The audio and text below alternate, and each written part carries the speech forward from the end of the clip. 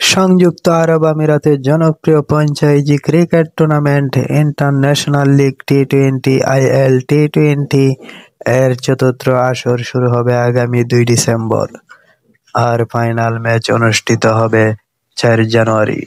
6 দলকে নিয়ে 34 ম্যাচের এই প্রতিযোগিতা আবুধাবি, দুবাই ও শারজাহ এই 3 শহরে আয়োজন করা হবে।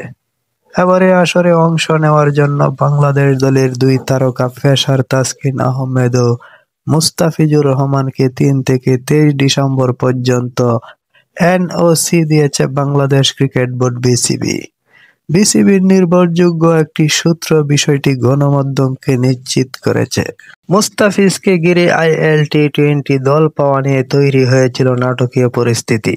নিলামের আগে লুক উডের বদলি হিসাবে দুবাই ক্যাপিটালস প্রথমে তাকে দলে বেড়ালেও পরে চুক্তি বাতিল করে পাকিস্তানি ব্যাটার হায়দার আলীকে নেয়। প্রায় 1 মাস পর আবার মুস্তাফিজকে বিকল্প খেলোয়াড় হিসাবে দলে টানার ঘোষণা দেয় ফ্র্যাঞ্চাইজিটি। ফলে 2 ডিসেম্বর থেকে শুরু হতে যাওয়া আসরে দুবাই ক্যাপিটালসের জার্সিতে দেখা যাবে তাকে।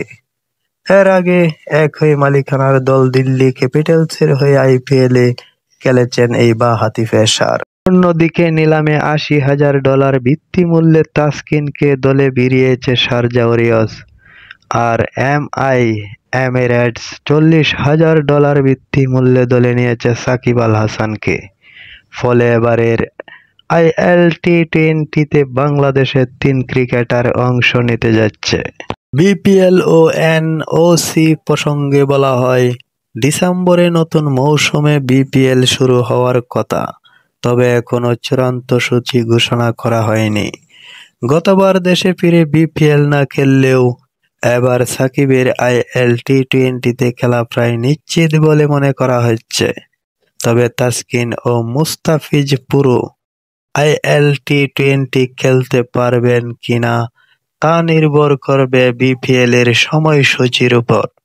ইতিমধ্যে তাসকিনকে সরাসরি চুক্তিতে দলে নিয়েছে ঢাকা ক্যাপিটালস, আর মুস্তাফিজ খেলবেন রংপুর রাইডার্সের হয়ে।